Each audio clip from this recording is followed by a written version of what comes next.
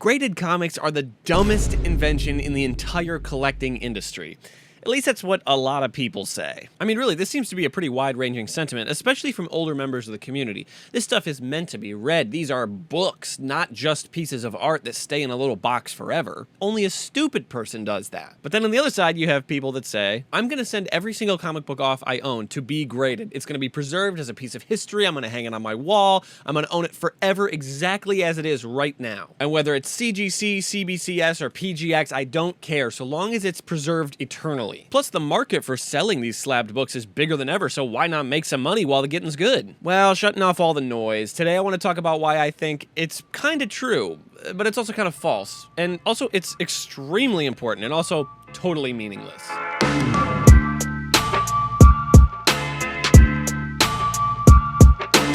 What's the oldest comic book that you own? And I don't mean the first one ever published. I mean the comic book you have owned for the longest, the first book you ever got. If you're like me or a large amount of comic collectors out there, it's probably something you got when you were a kid. And you know what? If you were a kid who loved comic books, you probably read the hell out of that book. It's probably tattered and frayed all around the corners and edges, the spine is in horrible shape, maybe the staples have fallen out, maybe you even cut out some of the pages on the inside to hang up on your wall as little posters. But you know what? I would guess that whatever you have left of that comic book, you treasure dear to you. If it survived your parents throwing it away when you went off to college or losing it while moving sometime, then you probably hold on to it as a very dear memory and a part of your growing up. So you probably keep it somewhere safe where it can't get damaged any further. For me personally, there's a few different comics in this category. The first is a US military tie-in comic with the Avengers that I got when I was probably 6 or 7. I read this book so many times. It's kind of ridiculous. Right now it's sitting in a storage unit like thousands of miles away from me, and so if I could show you I would, but I don't have it with me. The thing is, even if I had it with me, there's not really much to show you because it's all but disintegrated at this point. I cut a bunch of the pages out to hang up on my walls. There's Sharpie all over the cover and pages. The entire thing is so wrinkled it's almost unrecognizable. At this point, the only way to read this story is pretty much to have it fully memorized. But I do really love this book. See, it represents my first ever exposure to both the Avengers and Colossus, as well as Kang the Conqueror and Spider-Man's enemy Boomerang, who appears on the very first page of the issue. Bizarrely enough, this issue was actually written by none other than Robert Kirkman, who had already created The Walking Dead and would go on to create Invincible, which is one of my all-time favorite comics. I've had this thing forever, and for $10,000, I wouldn't part with it. I mean, maybe $100,000. So if you do want to put an offer out there, just know I'm a little flexible. The other contender in this category for me is Amazing Spider-Man 323. This book is the first appearance of a minor character named Solo, who in the grand scheme of things is not important at all, but most importantly, it has this amazing cover featuring Captain America and Spider-Man. I got this a few years after I got that original Avengers book, but I've probably read it twice as many times. See, this was a pivotal point in my growing up because it was the first time ever that I was more interested in the artwork of a comic book than I was in the story. I realized with this issue that comic book artists had very distinct and different styles, even if they were drawing the same characters. I've been a really big Todd McFarlane fan for years, and this is where I trace the beginning of that too, because this issue was so important for me to realize what I liked and what I wanted to collect. And you know, the numbers don't lie. I mean, a lot of the covers from this run on Amazing Spider-Man have gone on to command huge price tags lately, graded or not. So as it relates to the topic of this video, would I get these comics graded? I mean, maybe? There's kind of two main arguments. First, for display. My long-term goal with collecting is always to display the books that I own. I don't like them sitting in a short box in a closet somewhere forever. Right now, my wife and I live in an RV and travel full-time, so I don't have a ton of space, but I do have the ability to hang some stuff on the wall. So I have some top loaders attached that I slot a bunch of comics into. That allows me to look at the artwork and appreciate it. I also have this little custom shelf I built to display graded books themselves. I like to theme this setup around different ideas or topics. Sometimes it's characters, sometimes it's a color theme. Right now, the entire setup is Teenage Mutant Ninja Turtles, which works well because one of the only graded comics I own is this issue of Teenage Mutant Ninja Turtles Adventures issue 1. So if I want to change the whole theme to Adam Warlock books, I have this graded book ready to go, and if I want everything to be Spider-Man themed, I have Ben Reilly. Alright, a quick detour before we really get into the discussion about slabs. I know a lot of you are taken aback seeing that green label. I mean, there's kind of a taboo around it, but if you're not familiar with the world of grading, that might make no sense to you. So let's quickly go through what the different labels are and what they mean for graded books. The most desirable label in graded comic books is the yellow label. Whether it's CGC or CBCS, the yellow label means that there's a signature on the book that has been proven to be the signature of the person who signed it. For CGC, that means they had to be there in person to witness that signature. Otherwise, they will not put that label on there. And for CBCS, you have the option to send it in, and they can verify the signature and confirm that it's authentic. So no matter how valuable a book is by itself, if it's put into a slab and has a yellow label showing that it has a signature of a creator on it, the value is guaranteed to increase. After yellow labels comes the blue label, and this is honestly the most common one out there. If you're looking at slabs, whether it's in a comic book shop or on eBay or anywhere else, you're more than likely looking at blue label books. These are simply books that have been graded and encapsulated. Nothing special on them, there's nothing missing from them, but they don't have anything added like a signature or a remark. Essentially, they're nothing more than a kind of arbitrary stamp of value on the book, saying this is the condition it's in, and it's in this case so that that condition can't change. But after the blue label, we get to the green label, which is something that only CGC offers. This means the grade is qualified. It's not really an incomplete book, it's not damaged, but it is not fully there. Using this Ben Reilly book as an example, it's missing an advertisement insert. Now, if it had that insert, it would technically be a complete book exactly as it was originally released. But since that's not an actual page of the comic book,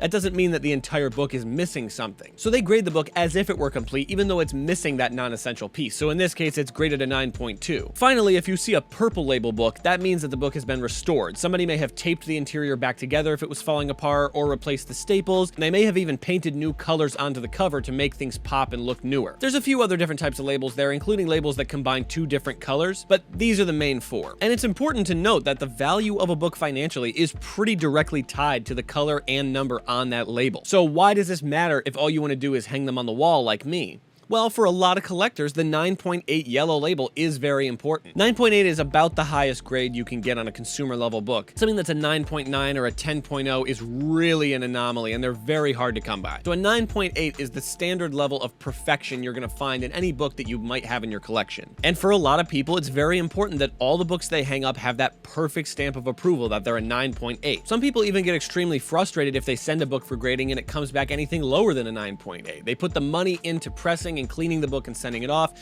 and they're expecting perfection when they get it back. And here's the thing, this perspective gets a lot of hate online, but I kind of get it. I mean, if you want your collection to be a museum quality piece of work, then you have to expect that the only books you have there are going to be at that tier of quality, especially if the reason you're collecting is more financial than it is sentimental. You want these things to be at the highest value possible, and a 9.8 is that number. So I don't really begrudge anybody if the only kind of book they want to own is a yellow label 9.8. But on the other hand, I'm not a museum. The things I'm interested in displaying are artwork that I either like because of just how it looks or because of how it looks and my sentimental attachment to them. And that does not guarantee that the book itself is going to be in perfect condition. With the example of Amazing Spider-Man 323 and that Avengers tie-in comic, those books are nowhere near perfect quality, but to me, I may be likely to slab them in the future because I want them preserved exactly as they are. And at this point, I'm unlikely to reread that physical copy because I don't want to damage it further. If I really want to read the story, there's a million ways available for me to read that issue. So if getting the book graded helps me to keep it in a good condition where I can look at it forever and reminisce, then I think that's totally fine. Also, I just think it's kind of funny to own a low-grade book. With all the hubbub in the community about how the value is the most important thing and keeping books as perfect as possible,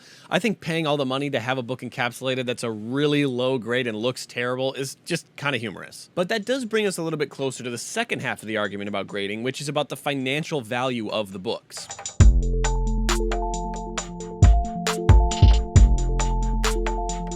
In the last few years, comic book values have been on a wild ride. At the beginning of the pandemic, prices soared because a lot of people who had disposable income from things like stimulus checks and unemployment got back into a hobby that they now had time to sit around and work on. The nostalgia factor was heavy, so a lot of books that hadn't been very expensive for very long suddenly shot all the way up in price. But in the last year or so, things have quieted down considerably, and now values are a little bit more stable across the board. There are definitely some outliers, which we'll talk about in just a second, but it's a little bit easier to gauge how much a book is going to be worth. Honestly, from my perspective, it's a little bit like the stock market, and let me explain. Just for frame of reference, I only really collect Marvel books, so that's what I'm going to use as my framework because that's what I have the most familiarity with. Here's the life cycle of flipping a current comic book for a profit. For this example, we're going to use Adam Warlock, who didn't really appear to modern audiences as a main character until his appearance in Guardians of the Galaxy 3 earlier this year. First, before the character has appeared in any promotional material and has maybe been announced by the studio but has not been decided upon casting or any other important news, you have to go buy as much of that character's history in single issues as possible. You can use eBay, you can use your local comic book store, or you can use any of a dozen online retailers. The goal in this stage is to find an undervalued book, something that might be worthless now, but you believe in the future is going to be worth a lot more money because of its story significance. In the case of Adam Warlock, you could find something like Fantastic Four 66 or Fantastic Four 67. You can find a copy of Marvel Premiere 1, or even one of the issues from the Infinity Gauntlet series. If Adam Warlock appears on the cover of the book, that's great. If he plays an important role in the story, that's even better. If it's the character's first appearance and the story in that book is what's being adapted to the big screen, even if loosely,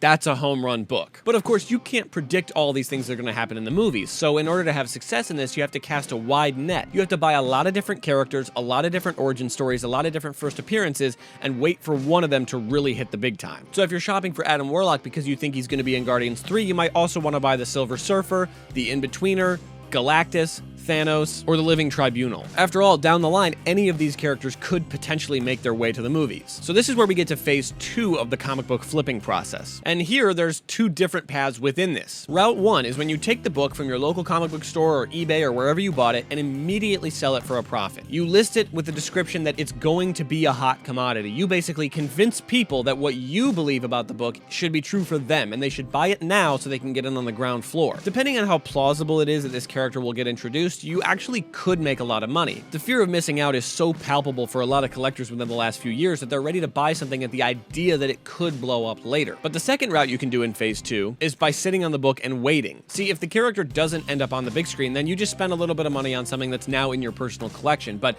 if the character does get introduced, the value of that book is going to increase. And if you wait and wait and wait, you can hit a few critical points that will drastically increase the value of the book. When the first trailer for that movie or TV show comes out and it features the character that you bought, you can sell the book right then. Or you can wait a couple more months and on opening weekend you can sell the book. In the case of Adam Warlock, if you sold it right when the first trailer for Guardians 3 came out, you could have made some good money. But then if you waited until the movie actually released, you could make a little more. Here's where it gets a little risky, because the most money you can make on this book is in phase 3, but that's also where you can lose the most money. Phase 3 of the comic book flipping journey is the riskiest part. If you've successfully bought a book that was undervalued, and now that character has gone on to be in promotional material for a movie or TV show, and then has been released in the movie, and you're still holding onto the book, then you can sell it. But the value is now 100% contingent on the critical and audience reception of that character, or that show, or that movie. See, if people don't like the movie, the value of the book drops dramatically, and it drops fast. Ant-Man books really lost a lot of their value after Quantumania came out because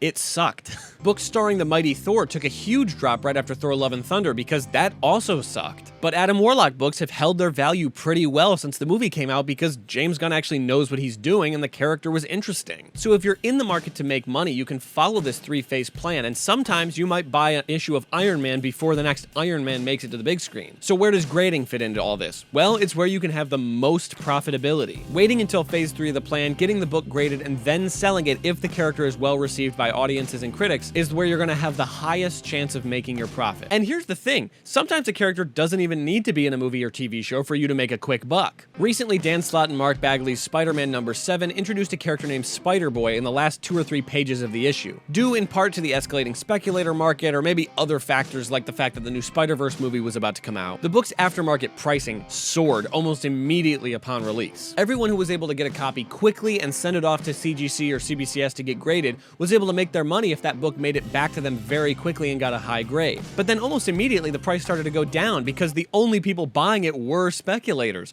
There was no general market audience interest in that character because he had just been introduced. Similarly, the first issue of Darkhawk has actually gone up in value over the last couple of months because people online joke about the value going up. It really does get that weird. And on the flip side of values going up for no reason, you have values that actually go down over time because of their popularity. Signed issues of both Spawn #1 and Spider-Man #1 have literally become less valuable in the last few years because of demand for Todd McFarlane to sign as many of them as possible. The market saturation is so high that it's extremely easy to obtain a copy of this book for a lot less than it ever has been before. The desire to worship every piece of art that Todd McFarlane creates literally drove the value down as more and more and more people sent things to him to be signed and graded. Similarly, although he's the most famous comics creator of all time, Stan Lee's signature is worth less than some other artists and creators who are a little bit more reclusive. Not because he's less important or less famous, but because literally he signed so many things that it's easier to find something he signed. Alright, so the market is all over the place. We know that. That's the case with a lot of collectibles. They go in huge waves, and sometimes there's fads like grading that come in and shake things up financially. So if you want to make a profit, should you send in brand new comic books to get graded? Honestly, I think you just need to understand the financial risks. Unless you're sending in a huge volume of books to be graded at one time, it's difficult to make a huge profit. You have to be able to predict what's happening with the characters, what's happening with the popularity of that book or the creators involved, and you never know with something that's as much a roller coaster as comic book values are if it's going to tank by the time you even get it back from the grading company. Obviously, this doesn't apply to something like an Amazing Fantasy number 15 or a Superman 1. Those are always going to hold a huge amount of value, but